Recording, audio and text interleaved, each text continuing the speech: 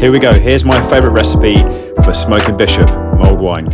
I've just nipped out in the cold down to the supermarket to get myself some red wine, some spices, some citrus fruits. Personally for me, one of the best red wines for mulled wine is a nice fruity Merlot, so that's what we're going to go for today. Okay, let's make the house smell Christmassy again. Let's cook, mulled wine time. Is cooking mulled wine a thing? Heating up ingredients in a pan, it counts in my book.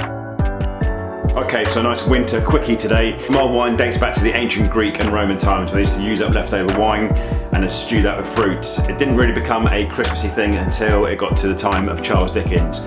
Local boy from Portsmouth, a mulled wine was first featured in A Christmas Carol published in 1843 and described as a bowl of smoking bishop. So as it's Christmas, let's dive straight into a pan of nice simmering mulled wine.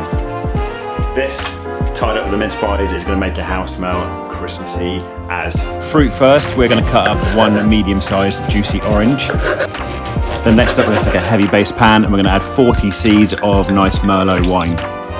Then 40 centilitres of ruby port, 100 grams of caster sugar, and now we're going to add in a sliced orange. This will also act as a garnish when you serve it up. Now we're going to add in 50 grams of fresh cranberries, and then we're going to take 2 cinnamon sticks and snap those in half and add those in there too. I'm going to add to my recipe 1 knob of fresh ginger cut in half, just for a bit of spice. And now a teaspoon of allspice berries. In the original recipes it was fresh cloves, but I prefer this flavour. And now we're going to squeeze in the juice of 1 fresh orange. And then now to my recipe, I'm going to add a pinch of smoked red chilies. This is going to add a bit of smokiness and heat to the mulled wine. And then last but not least, some grated mace or fresh nutmeg. In A Christmas Carol, Scrooge said, "A merrier Christmas, Bob, my good fellow, than I've given you for many a year. I'll raise your salary and endeavour to assist your struggling family, and we'll discuss your affairs this very afternoon over a Christmas bowl of smoking bishop, Bob." Okay, now before we serve it up, let's give it a taste and make sure it's sweet enough. Add more sugar if you need to. And now it's time to serve up that steaming mulled wine and spread the Christmas spirit.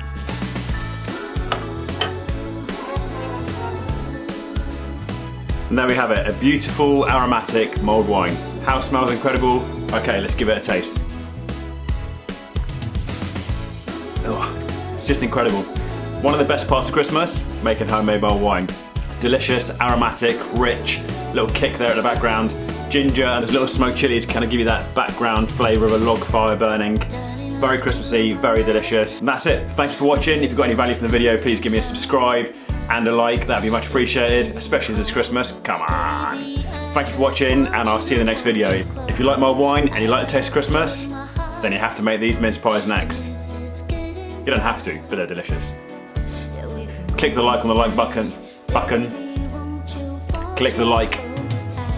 I can't even say it. I'm not drunk.